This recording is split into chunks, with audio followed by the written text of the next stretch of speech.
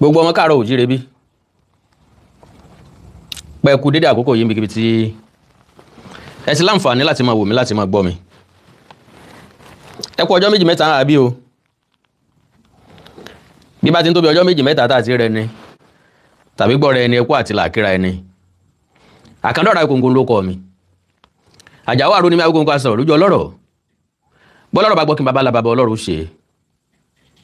Akanda bójú ọ̀bá rí ẹnu kì í sọ. Oríṣiríṣi nǹkan ló ń ṣẹlẹ̀ káàkiri ọ̀pọ̀lọpọ̀ ṣẹlẹ̀ ló ń ṣẹlẹ̀ ní dúníyàn. Oríṣiríṣi nǹkan là ń bá pò lójoojúmọ́. Ntí ó ṣẹlẹ̀ tí ó mú ẹ̀mí wa lọ kọ́lọ̀ má jẹ́ ó ṣẹlẹ̀. Eléyìí tí ó ṣẹlẹ̀ tí ó ju agbára wa lọ kọ́lọ̀ má jẹ́ ó ṣẹlẹ̀. So lórí ọ̀rọ̀ ni àti Aláàfin òun náà ló gbé mi wá bí tí ọ̀gbọ́n yìí kínú ìbàjẹ́. Inú mi dùn pé mọ̀ pé mi kì í dédé wá sóde lórí ọ̀rọ̀ bí kì í bá ṣe pípé ní sí àjọ tó nírònú Ọ̀yọ́ náà ni. Bàbá tí wọ́n láwọn pè wá pé àwa o gbogbo ẹni tí ń sọ̀rọ̀ lórí ọ̀rọ̀ ni àtàláàfin àwọn fẹ́ kó wọn papọ̀. Wọ́n lè mi ní kí n create platform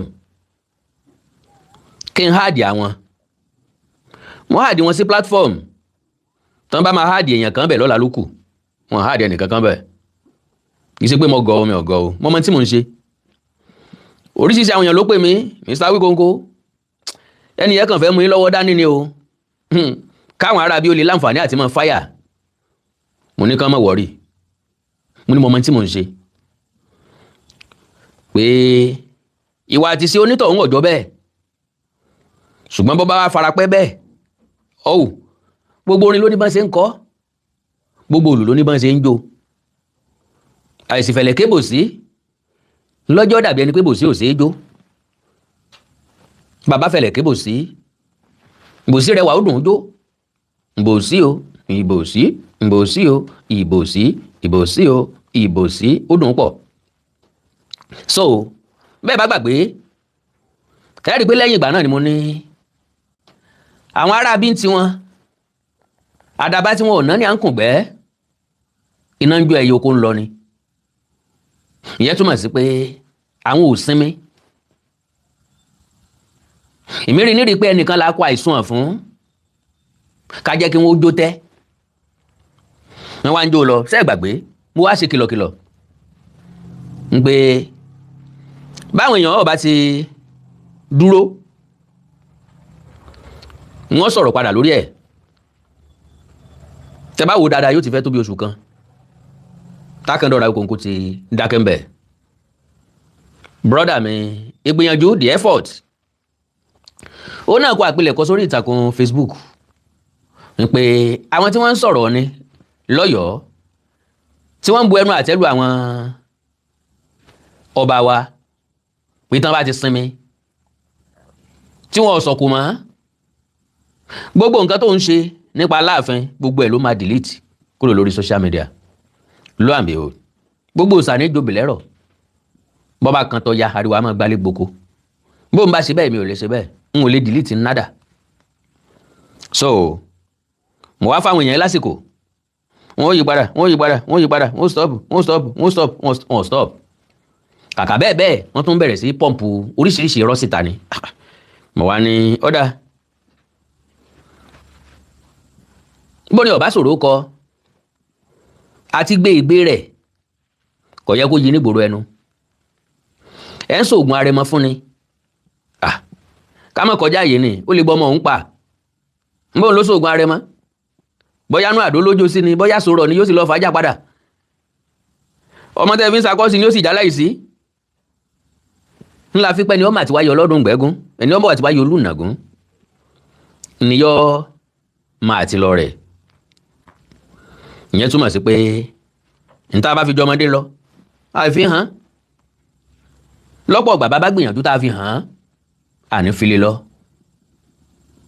bá a bá fi lè lọ àní kọ bí ó ṣe lò ó ṣé wàá gbàgbé pé àkọ́dá oró kìí dàbí àdágbẹ̀yìn. mo kí ẹ̀yin èèyàn mi bẹ́ẹ̀ ṣe ń wọlé.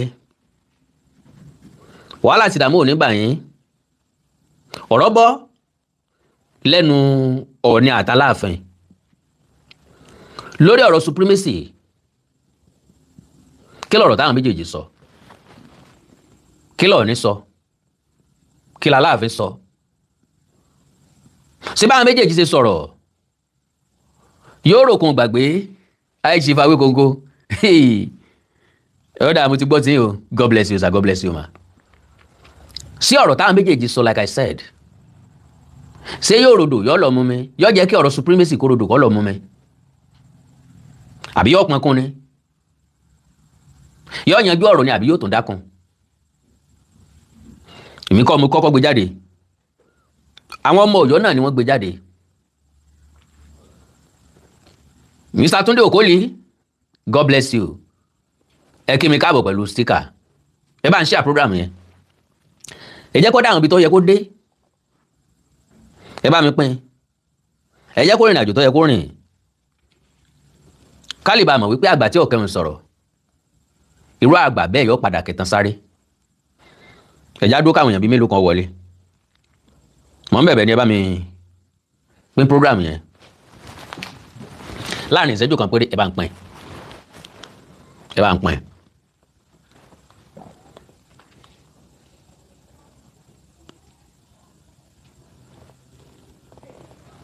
So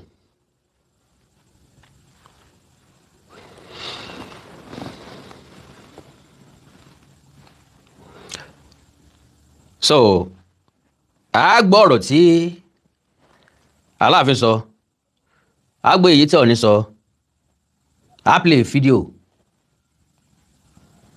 láti clear ọ̀rọ̀. ó wá possible kẹ́ẹ̀tì come across ẹ̀ rí tẹ́lẹ̀, ṣùgbọ́n láti jẹ́ kí Ọ̀yọ́ mọ̀ wípé ọbọ̀ ugọ̀ tinú ọ̀bọ lọ̀bọ̀ ń ṣe lọ́wọ́. èkì ṣe pé bóyá ń tá sọ làmọ́ o, ọ̀rọ̀ kan tá sọ náà lẹ́lò lè tó dídí ìlú lọ́jà adákẹ́, kẹ́mọ́ ní lọ́kàn páwà ní mọ̀dàrú àwọn àmbàṣì jẹ́, àti wá fílẹ̀ pẹ̀lú èròǹgbà pé bàbá dàgbà ju bàǹtẹ́ onírù ọmọ ẹni là á bọ̀ fún, bọ́yẹ kẹ́yìn èèyàn wọn yóò sinmi. But unfortunately orí tí ọjọ́ bẹ̀ sísàn ò ní yé tami sílá, bí ìyà ò bá ti jẹ ní ìyà ń rí nǹkan kan panu lọ́wọ́ ni. Because ẹni tó pè mí ń dò ní ń tọ́jẹ́ kí n mọ̀ wípé òkú ọ̀rọ̀ mi ń bà wọ́n dáadáa ni pé wọ́n ní ká sinmi ìtàn sísọ, torí tá a bá wò dáadáa à ń expose ara wa fún ẹ̀yà míì ni. mo wá ní kò sí ní tọ́kàn ẹ̀yà míì pẹ̀lú nǹkan tá à ń sọ, bẹ́ẹ̀ ẹ̀yà míì bá dẹ̀ gbọ́ nǹkan tá à ń sọ, àwa náà ń gbọ́ nǹkan táwọn ẹ̀yà míì ń sọ. ẹni tó bá fọmọ ẹ̀ sílẹ̀ tí ọkọ̀ lọ́gbọ́n olóko ẹ̀ sílẹ̀ ọba àyàn mẹ́bọ, báwọn bá ti rí nírìí páwọn ò lè báwọn èèyàn wọn sọ̀rọ̀. ṣùgbọ́n àwọn tá a lá ń sọ̀rọ̀ nípa Ọọ̀ni, àwa lenient, a cool, a gentle, our understanding, a fẹ́ràn ìjà, a nílò ìjà. ẹran tó mẹ́rẹ̀ ìjẹ́ lọ́jẹ́ gbẹ̀gìrì ọ̀sán in tó dé lóní awárí òun, ẹ̀ ń sọ̀kúta lóní la fi ṣe ló béèrè ìdàrọ́ padà. sọ wá jẹ́ ìyàlẹ́nu pé àwọn èèyàn wọ̀nyí ó dàbí ẹni pórí ibi tán ti ń jẹun nù. àwọn èèyàn kan sọ pé dẹ̀ sọ pé Awikonko tí ì bá ṣe pé torí ọ̀rọ̀ Aláàfin ló fi ń jẹun ó yẹ kó ti tó gbàdúgbòjè, àwa ti dákẹ́ ń bẹ̀.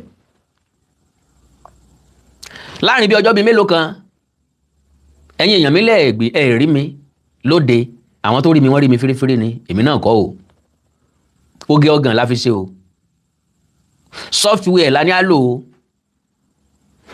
ńlá rí lò ó, ńlá lò ní o, jẹ́ kẹ́ ọ̀pọ̀lọpọ̀ èèyàn ó rí ìta ń ṣe. a ń láti drop ẹ̀. base film, God bless you sir, mi ní wáyé tì, mo rí tíkẹ̀tì àbí sticker tẹ́ra fún mi. Mr. Wálé Ọláwálé Ọlá, God bless you. Mr. Taiwo Kazeem Abdulrahman Adéribigbe, God bless you.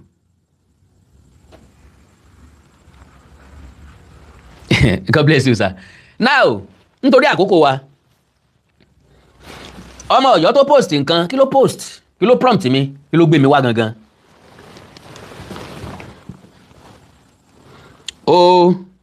ó post àwọn pictures, ó wá back ẹ̀ pẹ̀lú ọ̀rọ̀. ó pe title ẹ̀ ní The Royal Lineage of Power. Odùduwà tó Ọ̀rànmíyàn, Ọ̀rànmíyàn tó Ṣàngó, Ṣàngó tó Aláàfin Ọ̀wọ́ Adé, Ọ̀yọ́ would not bow. Mo nígbàgbọ́ pé ẹ̀yin èèyàn mímọ̀ pé wọn ò ní fi kún nǹkan kan ń dẹ̀ ní yọ kó ń bẹ̀. Tí n bá fẹ́ yọ kó ń bẹ̀ bóyá kí nǹkan má bàa bàjẹ́ tàbí kó má bàa da nǹkan rú ni mo ṣe máa yọ kó ń bẹ̀. Bó ṣe title ẹ̀rín yẹn o, kódà wọ́n ṣe graphic design láfún ni. So wọ́n ya picture Odùduwà tiwọn, wọ́n ya t'Ọ̀rànmíyàn tiwọn, wọ́n ya ti Ṣàngó wọn, wọ́n á fi picture Aláàfin Ọ̀wọ́ Adé síbẹ̀. Ọ̀yọ́ would not bow. Ok, kò sí wàhálà. Wọ́n gbé picture Ọọ̀ni síbẹ̀, wọ́n kọ abọ́rẹ̀ ilẹ̀ Yorùbá. Wọ́n gbé picture Aláàfin Ọ̀wọ́ Adé síbẹ̀, wọ́n kọ ọba ilẹ̀ Yorùbá. Wọ́n wá gbé picture ọba Lámídì Adéyẹmí bẹ̀, wọ́n kọ the king that lived history. Òun lélẹ̀ o, ẹ mọ̀ pé mi ò kí ń parọ́, mi ì dẹ́ mú kan mọ́kàn láyé mi, mi ì dẹ́ jẹ̀jà ibi. Àwọn wá gbé picture ilé síbẹ̀, Aláàfin ni àgbà ọba. Mo rí pẹ́ẹ́rì yẹ̀yàn mi rí. So kẹ́ ẹ lè mọ̀ wípé Akanda ọ̀rọ̀ Awikonko kì í jìjẹ̀bi. Bí ọba dẹ̀ ní nítòsí ẹ̀sẹ̀ kì í dédé sẹ́. So apilẹ̀kọ tán fi bẹ̀ lélẹ̀ yìí, gbogbo ọmọ káàrọ̀ òjíire. Ẹ bá mú kàlẹ̀ tó wẹ̀ mú tọ̀mẹ̀, mú tàìkú ti ṣe baálẹ̀ lọ́rọ̀. Aláàfin àná ni wọ́n ló ṣe ìfọ̀rọ̀jomitoro ọ̀rọ̀ pẹ̀lú oníròyìn. Sorry. Title tí wọ́n fún Ọ̀yọ́ province was constituted on January 14, 1914, and Ife and Ijesha were all under Ọ̀yọ́ province. Ká sọ wípé ní ìsìn o, ní Ìbàdàn North Local Government tàbí Ìbàdàn Central ni ọba wa Rashidi Ládọjà Olúbàdàn tilẹ̀ Ìbàdàn wà. Káwa ní torí pé ní the same local government yẹn àwọn ọba míì tó bá wà ń bẹ̀ ẹrú Olúbàdàn ni wọ́n. Àbáwọn ò kì í sọba, àbáwọn ò ní tàn tiwọn. Eléyìí ó kéré. Now, an excerpt from the interview granted by His Imperial Majesty Ọba Dr. Lamidi Ọláyíwọlá Adéyẹmí III, CFR, JP, LLD, the Aláàfin of Ọ̀yọ́. Question: how would you describe your relationship with other prominent obas in Yoruba land? Aláàfin: very, very cordial. But there have been some controversies concerning supremacy. You see, the issue of who is supreme among the obas is a 20th century phenomenon. Ẹ̀yin náà ti come across there rí. Now, no oba can say he is greater than the Aláàfin up till now. There is no oba who has come out to make a such claims. They only use surrogates. If any oba wants to attack the Aláàfin, he uses a baálẹ̀ or another inconsequential element to do that. Whereas the Aláàfin has come out openly to say he is the head of the Yoruba obas and nobody has controverted that. Ngbà tá sọ ǹjọ́ ní pé project l'Ọ̀yọ́ ń gùn lé, project l'Aláàfin Ọ̀wọ́ Adé ń gùn lé, ntí bàbá bá ń lẹ̀ ni bàbá tẹ̀lé. Téèyàn bá wá ká wá sọ pé èèyàn bá project kan lẹ̀ tẹ́ni ò dẹ̀ nígbàgbọ́ nínú project yẹn tàbí tí ò ní interest, èèyàn máa ń ṣẹ̀fẹ̀ sẹ́gbẹ̀ kan yóò ní project tiẹ̀. Ló fi jẹ́ pé bíjọba kan bá ń bẹ lórí àlééfà tí wá ń ṣàwọn kankan lọ tó ṣe dé làjì, àwọn ìjọba kan máa dé wọn gbà sẹ́gbẹ̀ kan ni o, wọ́n á ní ìṣe project tàwọn, wọ́n gbọ́n project tiwọn gbọ́. Lóòótọ́ àmọ́ sọ wípé kò sí continuity ló fà á. Bí ó dẹ̀ yẹ kí continuity ó wà ńlá fi pé àbùlẹ̀ ní má sọ tọ́jọ́, ẹni tí ò tọ́jú àbùlẹ̀ yóò sì rẹ̀ ló fọ aṣọ. À ń sọ̀rọ̀ nípa continuity bí ókè o, bọ́yọ̀ ṣe wà ń o, b'Aláàfin Ọ̀wọ́ Adé ṣe wà o, ó yẹ kó gùn lé ìtọ́ bá ń lẹ̀ láàyè kan nù. Ntí Aláàfin Ọ̀wọ́ Adé bá ń lẹ̀ lọ ní Adéyẹyẹ ní ìtàn Ògúnwùsì bá ń lẹ̀, ṣùgbọ́n ní Adéyẹyẹ ní ìtàn Ògúnwùsì ohun ògùn lé ìtọ́ bá ń lẹ̀ project mi ló hópùn. Ó dáa ìjà ló ń bá lẹ̀ o, àlàáfíà ló ń fẹ́ tòun. Ọ̀ọ̀ni dẹ̀ bẹ̀rẹ̀ sí ní harmonize pẹ̀lú ọ̀pọ̀lọpọ̀ àwọn ọba, pẹ̀lú ọ̀pọ̀lọpọ̀ ìlú, pẹ̀lú ọ̀pọ̀lọpọ̀ àwọn èèyàn. Àwọn tó jẹ́ ọ̀tá, àwọn tó gbógun tì kò gbógun tì wọ́n, kò sí ní olúwa gbógun tì àwọn tí ń gbógun tì mí, fìjà fáwọn tí ń bá mi jà. Ó ṣe é ní jẹ́ ń bá àwọn tí ń gbógun tì mí rẹ́, kí wọ́n lè jẹ́ ń ráyé ṣe, kí wọ́n lè jẹ́ ń ráyé gbé, kí wọ́n lè jẹ́ ń ráyé lò, kí wọ́n lè jẹ́ ń gbádùn ayé.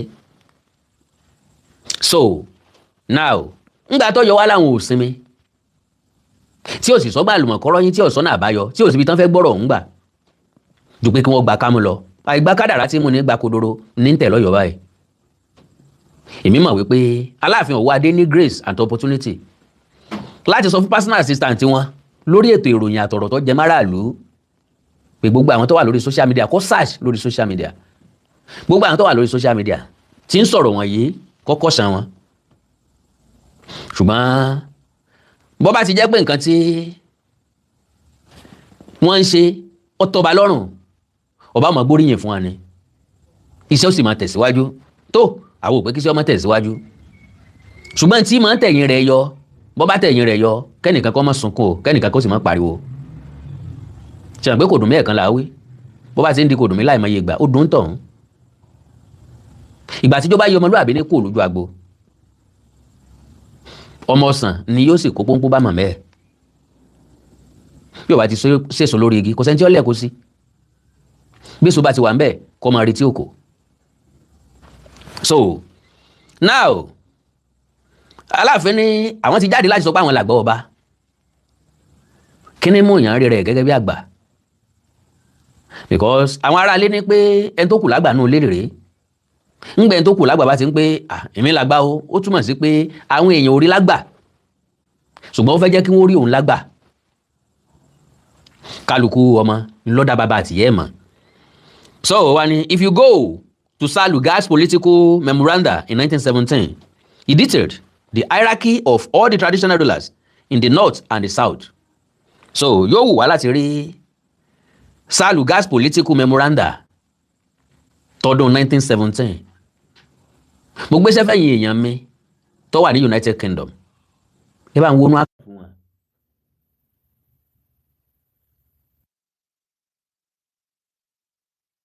Wọnú àkàì fún wọn. Ẹ gbókọ̀ rẹ̀ dáadáa o.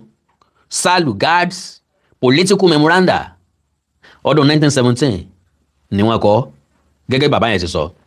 To write it, okay, he detailed the hierarchy of all the traditional rulers in the north and the south. Àfẹ́ wo báwo náà ṣe detail ẹ̀. My father or my grandfather was not there to influence Lord Lugard to write it. If you say Johnson had bias for Ọ̀yọ́, go and see C.R. Niving, who stated unequivocally and authoritatively that the Aláàfin is the supreme ọba in Yorùbá land. Ibi tí ìyẹn ti wáyé kò yé mi, kò yé ẹ̀yin náà. Kí ló dé táwọn máìkì yìí ń lọ tó ń bọ̀? Ń bọ̀ o. Ok, torí bí kan bá fèèlì, ìmí ò rí bí píìkì ẹ̀. Mo tó dé tán fi ń lọ tán fi ń bọ̀ o. Bóyá nẹ́tíwọ̀kì ni o. Ok, so like I said, bàbá Aláàfin àná ní bàbá àwọn ò sí ń bẹ̀, bàbá àwọn ò sí ń bẹ̀ láti sọ fún Lugard pé bí ó ṣe yẹ kọ́kọ́ rèé àbí bẹ́ẹ̀ kọ́. Go to Johnson, see the treaty signed by the Aláàfin in 1881 stating I Adéyẹmí I, Aláàfin of Ọ̀yọ́, king of Yorùbá land. To the best of my understanding, a ti yanjú èyí sẹ́yìn. Ṣùgbọ́n Ọ̀yọ́ ò jogún kógún, wọn ò lè sinmi ìtàkìtàn. Gbogbo nǹkan yóò relevant mọ́ o. But torí pé wọ́n ní point tán fẹ́ proof, wọn ò ní já mi lórí ẹ̀ o, wọn ò ní sinmi lórí ẹ̀. So mo á rí pé everyday ni wọ́n fi ń pump nǹkan síta. Ṣùgbọ́n tá a mọ̀ tá a fèsì sí mọ́. Ṣùgbọ́n láti fèsì ilé ìmọ́lẹ̀, à ń láti fèsì sí. Now, only go to Johnson, see treaty signed by the Aláàfin àti sọ yẹn, àti mú treaty jáde àti sọ gbogbo ẹ̀. In his letter to the British in 1881, during the intermixing wars, he wrote, "Hi, king of the Yorùbá land." Ta ni ẹ? Ta ló ń play bẹ́ẹ̀ yẹn? "I, king of the Yoruba. There is no dispute over that.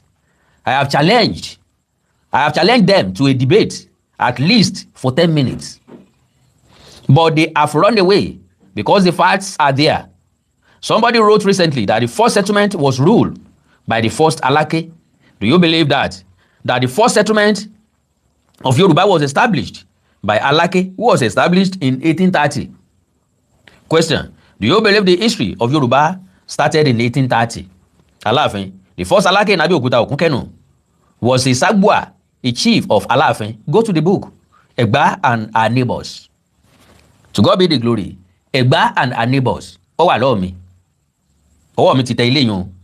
Written by an eminent professor of history, Professor Saburi Biobaku. Page 15, he wrote that the Egba forest laid within the remotest part of the Aláàfin Empire, and how the Aláàfin superimposed his authority over the Alake and all other Egba traditional chiefs is acknowledged.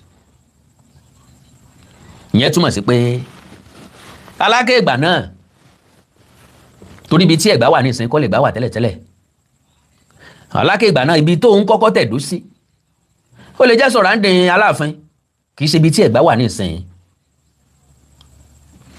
So, and tá bá wá ń sọ̀rọ̀ nípa Aláàfin, à ń sọ̀rọ̀ nípa, tá bá ń sọ̀rọ̀ nípa Ọ̀yọ́, à ń sọ̀rọ̀ nípa Ọ̀yọ́ Empire. Because Egba eléyìí ti wà síwájú Ọ̀yọ́ Àtìbà. Ká sọ pé 1830 ni wọ́n bẹ̀rẹ̀ Egba eléyìí. Wọ́n bẹ̀rẹ̀ Ọ̀yọ́ Àtìbà ní 1837. Mọ́ 1838 bámbá ń lọ. So túmọ̀ sí pé Egba senior Ọ̀yọ́ Àtìbà. Egba lójú òpó tí wọ́n ń tọ̀ ju Ọ̀yọ́ Àtìbà lọ. Egba ló lórí ju Ọ̀yọ́ Àtìbà lọ. Egba sarajọ ju Ọ̀yọ́ Àtìbà lọ. Ọ̀yọ́ Àtìbà lọ kẹran mérò kí ló lè bá pọ̀ torí agbára tó fẹ́ gbà. Àwọn Egba ni wọ́n sùjọ sójú kan. Lọ́jẹ́ kéde wọn jọra, lọ́jẹ́ kéde wọn bára mu, lọ́jẹ́ kí wọn bára mu, lọ́jẹ́ kí wọ́n máa lọ́mẹ̀lọ́mẹ̀lọ́. So, now, go to the salary scale of all the Obas in 1938. The record of the pay slips is in the palace here. Gbogbo àná la rí. Ibi tá dé conclude sí ni pé iye tí wọ́n san fún ọba kọ̀ọ̀kan ó túmọ̀ sí pé, honestly sir, ó túmọ̀ sí pé iye okòwò tí wọ́n ń rí, iye ọjà tí wọ́n ń tà fún wọn, iye mọ̀lá tí àwọn òyìnbó ń jẹ lọ́dọ̀ wọn náà fi ń san padà. Allocation tí federal government Nàìjíríà ń pín sí gbogbo state, ẹ̀rẹ̀ èwo láti bẹ̀rẹ̀ dópin kò papọ̀ rí. Kọ̀dẹ̀sẹ́ni tó query kí ló dé tí tọ̀dọ̀ wá fi kéré sí tọ̀dọ̀ àwọn kan. Torí federal government ó sọ fún pé resources tá ń rí ń bẹ̀ ojú tọ̀dọ̀ yín kílẹ̀ yín tà fún wa. Nínú àwọn ìlú tó kéré, Èkìtì ń bẹ́ẹ̀ Ọ̀ṣun bẹ́ẹ̀. Kí wọ́n generate l'Èkìtì, kí wọ́n generate l'Oǹdó, kí wọ́n generate l'Ọ̀ṣun internally. So likewise, bó ṣe rí láyé ìgbà náà nù.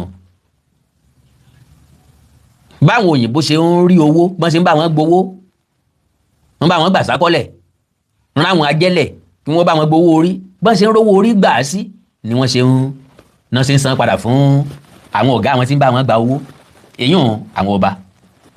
So eléyìn ìṣe kàrámọ̀ kì í ṣe torí pé yẹn ńlá fi wá morírun wa, láàfin mẹ́tọ́ jẹ́ baba lọ́mọ wá gọ̀gọ̀gọ̀ ní ọ̀wá dábàá bẹ́ẹ̀ mọ̀mọ́. So now, Oyo province was constituted on January 14, 1914, and Ife and Ijesha were all under Oyo province. Bàbá gbéjọba kalẹ̀, ibì kan lágbè kalẹ̀ sí. Gbogbo ìlú tí ń pariwo àwọn first state lónìí, wọ́n ti fi síbẹ̀ ibi tí wọ́n fẹ́ fi ṣe capital. L'Ọ̀ṣun state lónìí, torí pé Òṣogbo ni capital, lọ sí mi pé Àtaọ́jà Òṣogbo lólórí ọba ìpínlẹ̀ Ọ̀ṣun. Àkúrẹ́ ni capital, lọ sí mi pé Déjì Àkúrẹ́ ju Òṣèmọ̀wé Oǹdó lọ, lọ sí mi pé Déjì Àkúrẹ́ ju Ọlọ́wọ̀ lọ. Because point tán fẹ́ proof kò yé wa, kò dẹ̀ sọ̀rọ̀ nu point tán fẹ́ proof, torí gbogbo ẹ̀ ló ní lànà àtètò. Ìboríbì kan gẹ́gẹ́ bí central, níbi tán ti rọ́jà rà dáadáa, tán rọ́jà tà dáadáa, tán rókò owó ṣe dáadáa, ńbẹ̀ náà ni wọ́n fi ẹ̀ka wọn sí. ìyẹn kì í ṣe torí pé bóyá Ọ̀yọ́ tóbi dà wọn tó kù lọ tàbí Ọ̀yọ́ lajú dà wọn tó kù lọ tàbí Ọ̀yọ́ Aláàfin Ọ̀yọ́ ló dàgbà jù àbí àgbà ọba. kò sí ẹni tí ó gbé business kalẹ̀ tí ìṣebi tọ́jà rẹ̀ ó ti tà ni ó gbé ilé iṣẹ́ sí. ṣé ẹ lè lọ dá okòwò pure water alẹ̀ lábúlé ko lóko nínú oko ní ìjìyàn láyè sìn tán bá kiri pure water dábà ìwọ̀n láyè ìgbà tá a bẹ̀rẹ̀ sí lọ oko kẹ̀kẹ́ ọ̀kadà machine náà fi máa ń gbé búrẹ́dì wá kò sẹ́ni tí ọ̀dà lè ṣe búrẹ́dì lẹ̀ lóko èèyàn mélòó ló fẹ́ tà fún èèyàn mélòó ní jẹ búrẹ́dì lóko ẹni tí ó fi súná tí ó gùnyán jẹ àwọn tí ó ròmọ̀là tí ó sàmọ̀ tí ó ṣe èlùbọ́ gàrí àwọn tí wọ́n ṣe èlùbọ́ ẹ̀gẹ́ tí wọ́n ṣe èlùbọ́ ọ̀gẹ̀dẹ̀ tí wọ́n ṣe èlùbọ́ iṣu àwọn iṣu tí wọ́n bá bẹ kù wọ́n tún fi ṣe èlùbọ́ sáwọn eléyìí ni ó ra búrẹ́dì jẹ lórí ẹ̀ so exactly bó ṣe rí ń gbà náà nù. so now bàbá ní for purpose of effective administration ẹ gbọ́ o for purposes of effective administration kì í ṣe for supremacy reason àwọn náà ló state ẹ̀ síbẹ̀ for purposes of effective administration kó lè rọrùn fún wọn láti ṣèjọba lé lórí. Ọ̀yọ́ province was broken down into 3 namely Ọ̀yọ́ division of Ọ̀yọ́ province Ìbàdàn division of Ọ̀yọ́ province and Ifẹ̀ Ìjẹ̀ṣà division of Ọ̀yọ́ province. Kí wá ní ó túmọ̀ sí pé Ifẹ̀ wà lọ́ndà Ọ̀yọ́ wọ́n pín mẹ́ta Ifẹ̀ Ìjẹ̀ṣà láti ń jẹ́ dọ̀la Ifẹ̀ bá ṣe wà lọ́sùn yìí Ifẹ̀ Ìjẹ̀ṣà là ń jẹ́ Ifẹ̀ Ìjẹ̀ṣà senatorial district bá a ṣe ń lò látàyé báyé nìyẹn títí dòní. so now ṣé yẹn wá ti túmọ̀ sí pé Ifẹ̀ àti Ìjẹ̀ṣà wà lábẹ́ Ọ̀yọ́ Ọ̀yọ́ Ìwó ń bẹ sọ́yọ́ tó dé lẹ́yìn nífẹ̀ àti Ìjẹ̀ṣà wà lábẹ́ wọn. okay o and principal obas in these areas were designated district heads.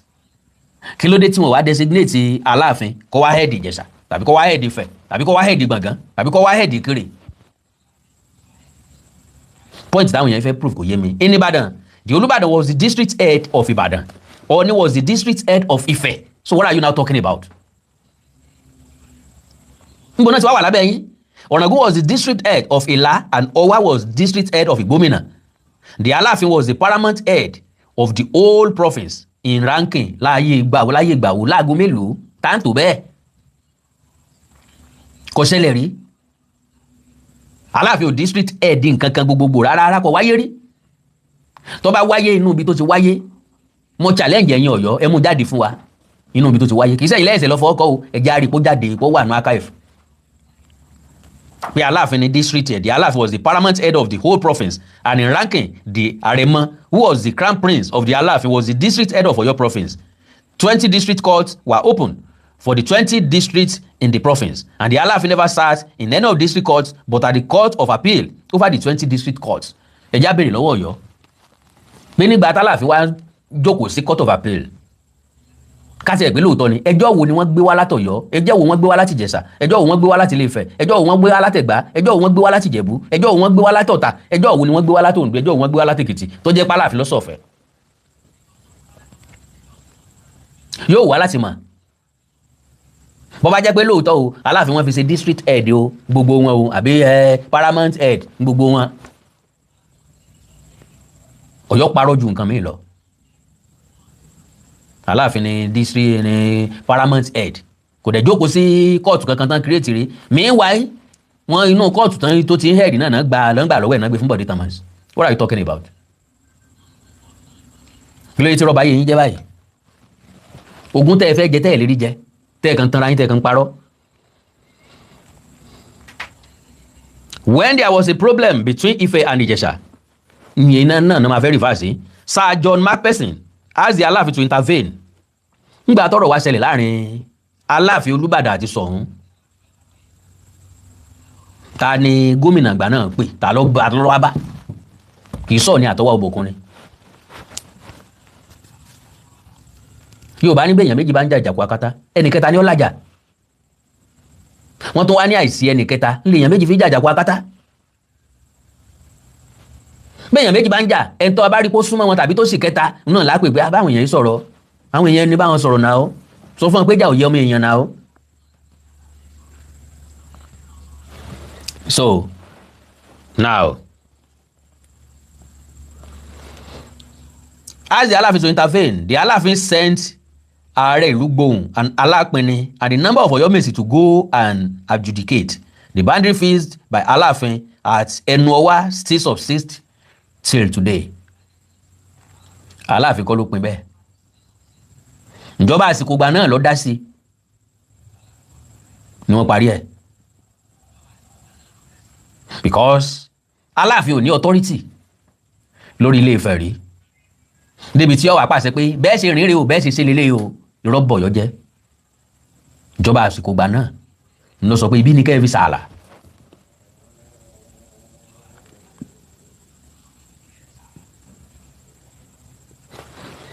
To be specific, there were insinuations that the old Oyo state had to be split into two, Oyo and Osun, because of the supremacy right between you and the Ooni of Ife.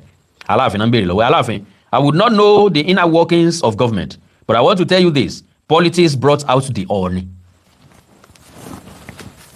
Politics brought out the Ooni. Can you imagine that? Ẹ wá béèrè pé politics ọdún wo?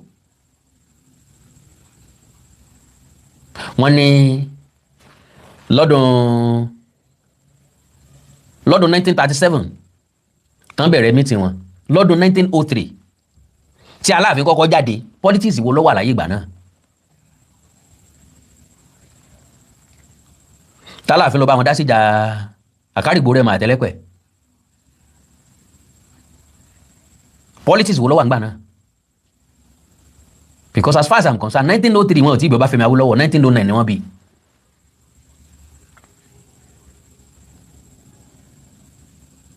So now, Aláàfin tẹ̀síwájú, only there are so many things we cannot cover in the course of this interview. Like I told you, the question of whether the Aláàfin is supreme is a 20th century phenomenon.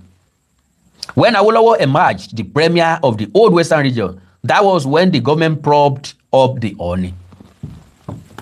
Àtúwá béèrè ní 1937, tẹ́jọ́ kó pàdé lọ́balọ́ba lọ́yọ̀ọ́, fọ́tò yín wà, Ooni ló preside. Ńgbẹ̀ sí Ìbàdàn, Ooni ló preside. Ńgbẹ̀ sí Benin, Ooni ló preside. Ńgbẹ̀ sí Ìjẹ̀bú, Ooni ló preside. Ńgbẹ̀ sí Lẹ́gbà, Ooni ló preside. Ńgbẹ̀ sí Ile-Ife, Ooni ló preside. Sáwọn Awólọ́wọ̀ náà wọ́n sí bẹ́ẹ̀. 1937, 1938, 1939, 1940, 1941. Ilẹ̀ yìí kápò.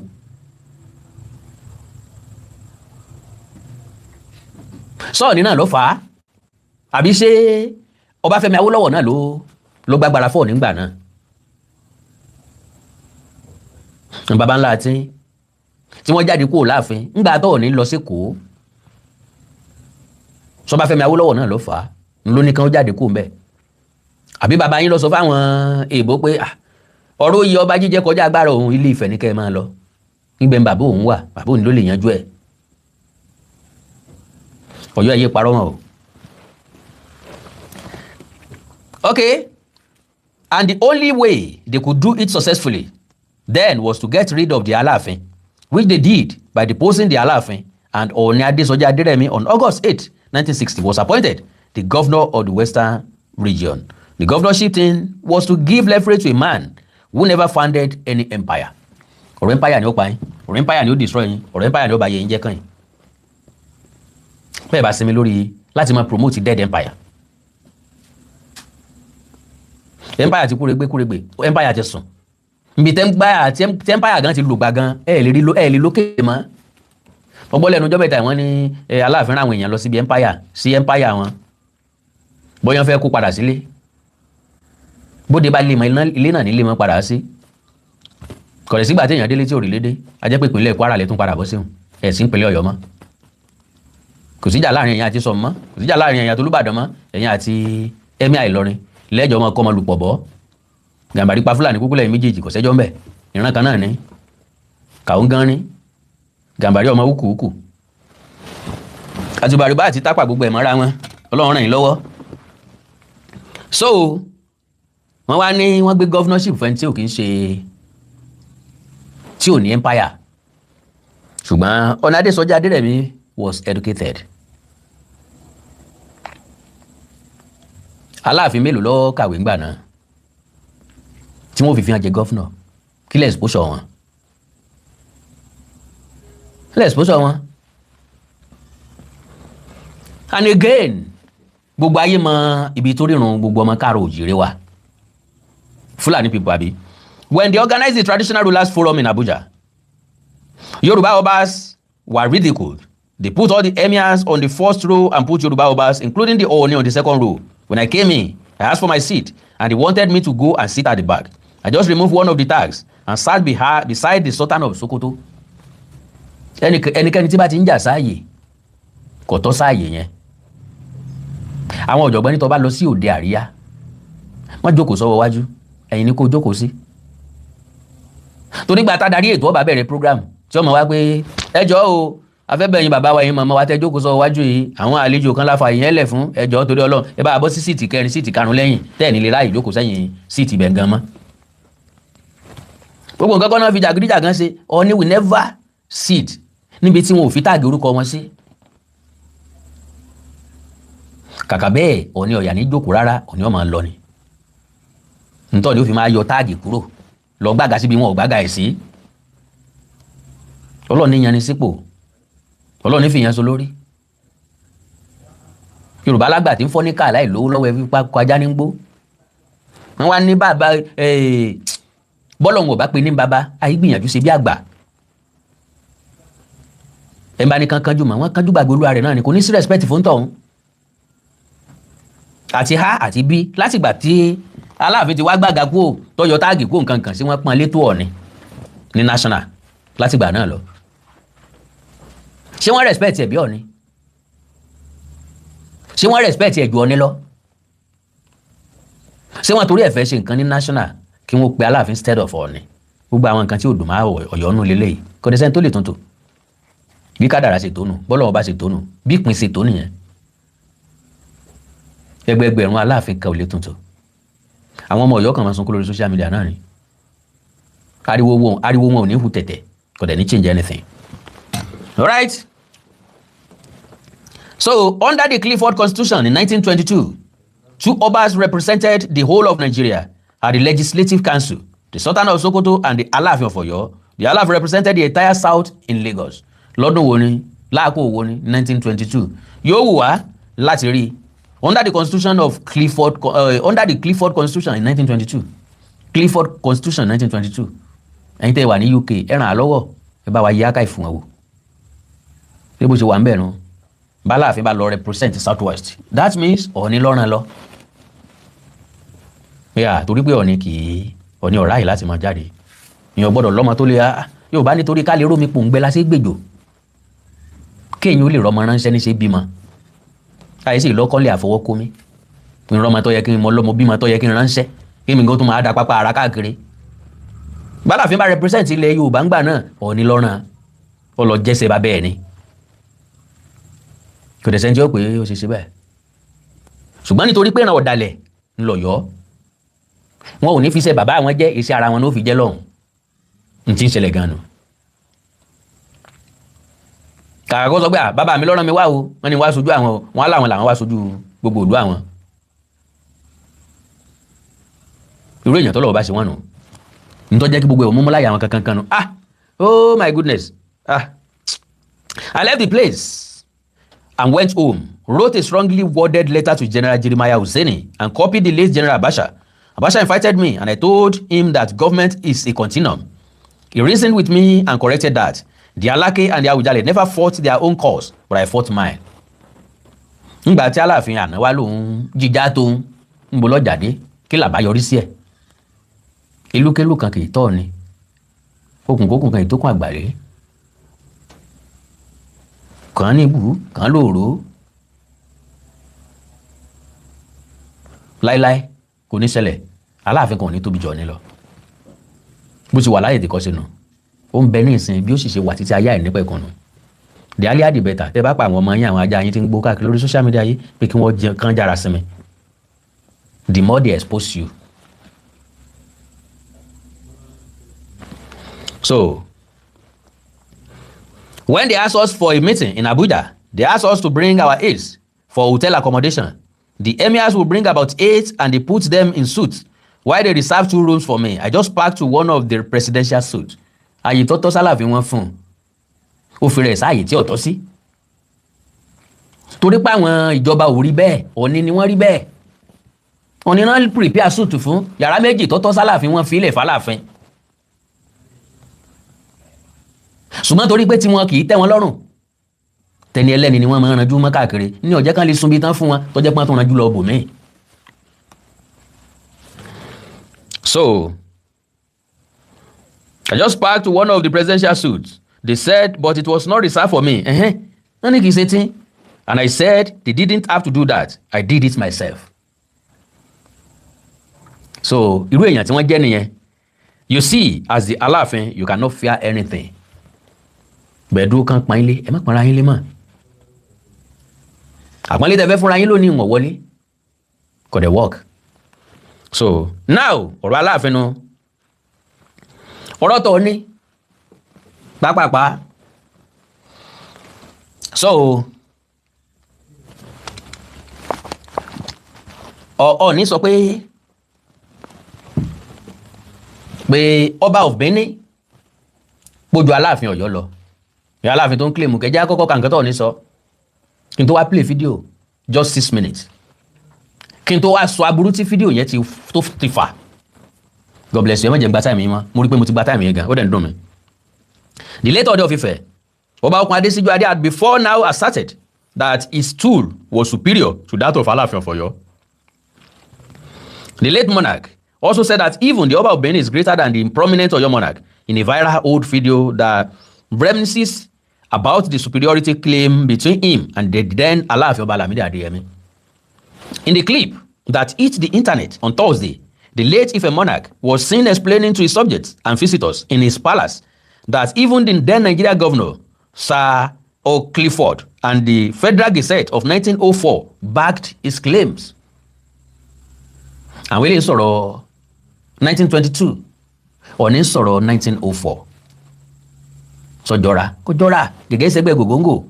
Now, in 1924, during the Prince of Wales, Edward VIII visit to Clifford, he noted that the governor faulted Reverend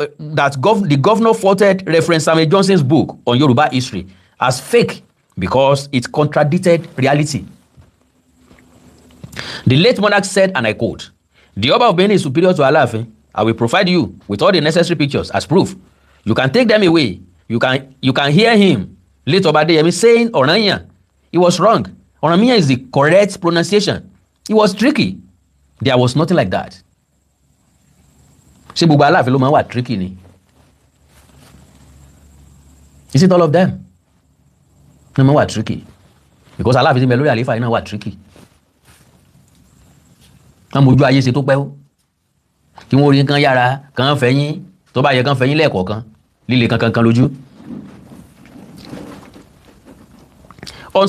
He said, and I quote, "On Samuel Johnson's book that you said the Nigeria governor in 1924, when the Prince of Wales was visiting, the governor said Johnson's book is fake. He said Johnson was an Ọ̀yọ́ man who wrote a book to boost the ego of his people. He said it is fake. Yes, it is in the archives. I will provide supporting documents. Aláàfin is nowhere around Ọọ̀ni at all. Aláàfin is nowhere around Ọọ̀ni at all." A federal government gazette of February 28, 1903 referred that when the then governor of Nigeria came to invite Ọọ̀ni, who was my grandfather, to settle the rift among the kings fighting for the crown in Lagos, he wanted Ọọ̀ni to come because in the Nigeria Council of Yoruba Land, Ọọ̀ni was the owner of the crown and the only legal one to speak on it. Ọọ̀ni told the governor that none of his predecessors had ever traveled out their palace. Obasiju Ade further narrated how the governor had to please his grandfathers to settle the rift in Lagos, stressing that his acceptance brought many kings out of their palaces to honor the referred then Ọọ̀ni. He said, and I quote, "The governor then asked what to do for Ọọ̀ni to travel out of his palace. He, Ọọ̀ni, said for every river to be crossed, a black cow must be sacrificed. The governor agreed to buy 1,000 cows. The governor then asked what other thing he wanted. Ọọ̀ni said he would board a vehicle to Ede town, where the governor's entourage would pick him up. The governor then promised to send his personal armor to pick him up instead. It was written in the Federal Gazette. All the kings from Asaba, Warri, and every part of the country vacated their palaces to come see Ooni in Lagos. The colonial governor then wrote a gazette that even the Aláàfin of Ọ̀yọ́ is now living outside the wall of his palace. Outside the wall of his palace. Ó túmọ̀ sí pé Aláàfin náà jáde kúrò nínú ààfin rẹ̀. Ó bọ́ sẹ́yìn òdì pé bàbá àwọn ò sí nílé, ohun òbí òun dáa kóun wà nínú ààfin. Gbogbo ọba náà kéde fún bẹ́ẹ̀ pé kí wọ́n jáde kúrò láàfin torí pé bàbá àwọn ò sí nílé. Kí wá ló wá mú àwọn èèyàn òfò jáde nísìnyí. Àwọn argument tí ò nídìí, àwọn ìjà tí ọ̀wọ́ tiẹ̀, àwọn ìjà téèyàn lè ṣẹ́gun. Okay. Living outside the walls of his palace. That then, the governing colonial governor then wrote a gazette that even the Aláàfin of Ọ̀yọ́ is now living outside the walls of his palace. They didn't return until it was announced that Ooni was back in his palace. Have you ever seen Ooni sit behind Aláàfin? In all the old pictures I'm showing you. So ti rọ Ooni tó jókòó sẹ́yìn Aláàfin rí nínú gbogbo fọ́tò tí mo fi ń hàn. So now eléyìí ò bá wọn ẹja wá play fídíò yẹn kí n wá sọ wàhálà tí fídíò yẹn bí fẹ́ni tó interview Ọọ̀ni. Ètò kan wà tẹ́ máa ń gbọ́ lórí Africa Magic Yorùbá tẹ́lẹ̀tẹ́lẹ̀ nígbà náà Agogo Ayọ̀.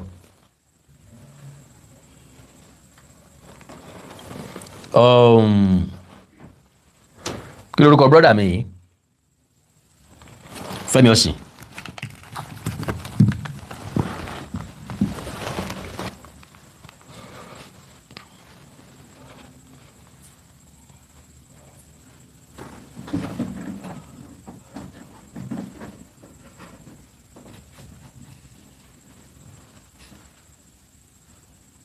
Ẹ má bínú yà Fẹ́mi Ọ̀sìn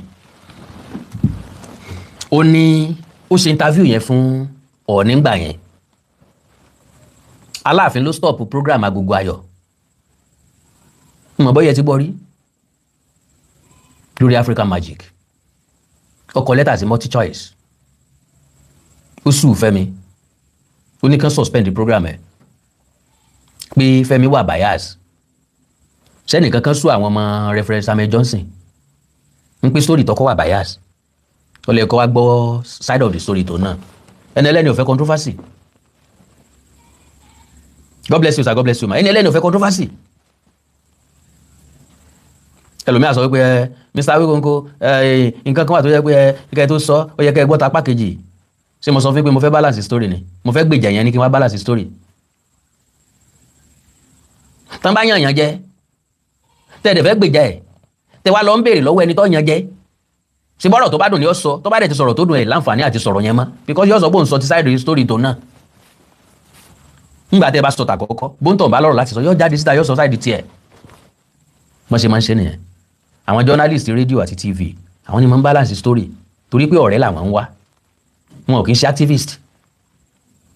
Ọ̀rẹ́ wọn ń wá. Wọn ò dẹ̀ fẹ́ fi síbì kan, wọn ò dẹ̀ fẹ́ kí ìjọba sáńsán wọn. Náà sì gbọ́dọ̀ fi sóríṣiríṣi ọ̀nà. Bọ̀dẹ̀ tó fẹ́ gbìjà èèyàn wọ́n nà mọ́ mi ẹ́. So tó bá débẹ̀ ọkọ̀ọ̀kọ́ máa béèrè ẹjọ́ ni wọ́n náà ọkọ̀ wọ́n tọ̀ ní ọkọ̀ọ̀kọ́ wọ́n tọ̀ lé kaná lójú ọkọ̀ọ̀kọ́ kó gbajúbò. Nígbà tó bá kẹjọ́ tó bá rò náà lọ́wọ́ sọ pé at the end of the day náà kò sí bó ti wò kọjẹ́ kò yẹ kọ́ ọ̀nà mọ́ mi. Nígbà tí wọ́n náà tán nà yá rẹ̀ tó wá débẹ̀ ọ̀yà òkè máa mi ṣe kẹ́ tó máa nà wọ́n ẹ sì lè máa nà yá mi. So tán bá sọ pé mọ́mí ẹ ló dògì wọn nu ó wá sọ pé mọ́mí kí ló dé tẹ́yìn náà fi dògì wọn nù sẹ́ẹ̀ kọjú síbi tẹ́ ń lọ ni sọ̀rọ̀ nítumọ̀ mọ́ sọ̀rọ̀ ò ti rà so ó lè jà mọ́ wọ́n ti nà yá rẹ̀ gbé nù wọ́n ń ṣe nǹkan bẹ́ẹ̀ yẹn gbogbo orin ló ní bá ṣe ń kọ gbogbo olù ló ní bá ṣe ń jò. So ọ̀rọ̀ fídíò tí mo fẹ́ play yìí ó bígì ọ̀bádùn bí o n ló stop Agogo Ayọ̀ títí dòní lórí Africa Magic Yorùbá. Mo béèrè lọ́wọ́ ọ̀rẹ́ mi pé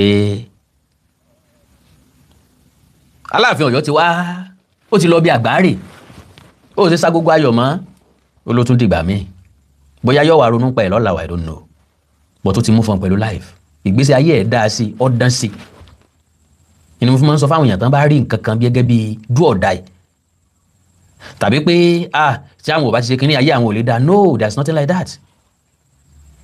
Òye tó yé mi ni pé bí ọ̀nà kan ò bá dí ọ̀nà mi ò lè là bọ́nà kan ò bá tínrín ọ̀nà mi ò ní fẹ̀. Kò sí nínú yín tó lè sọ fún mi pé tẹ́ ẹ bá bomi sínú kọ́ọ̀pù kan ẹ tún lè bu bíà sínú ẹ̀ nínú the same cup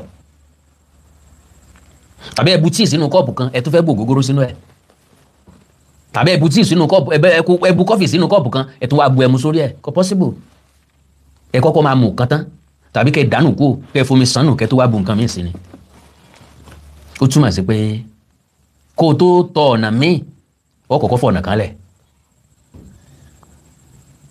o ti ń lọ wá ọ̀nà bí ní kí n gbà wọlé ìwó road ní àbí challenge o ti kọ́kọ́ gbà wó road ọwọ́ àrípò dọ̀pù wà ń bẹ̀ jẹ́ lọ́gbọ̀n express darí dandan ní kọ́ tọ̀ ń padà o lè gba ìwó road kó tún gba challenge at the same time.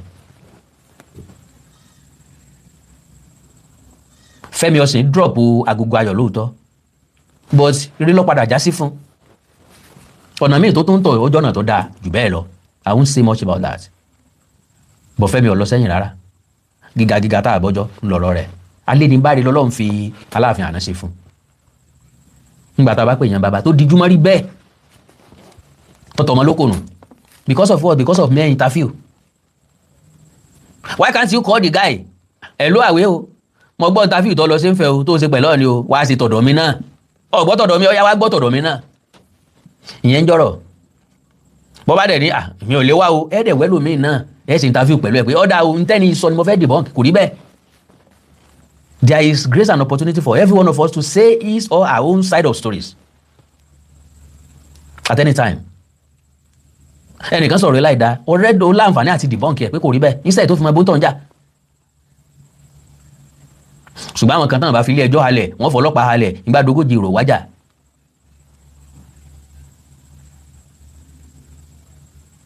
Bí kí wọ́n pa ọ́ ni bí kán kọ́ ọmọ padà dé mọ́ ni ní ṣe rí lójú àwọn èèyàn kan níbi tí ilé ayé múmú láyà wọn dé.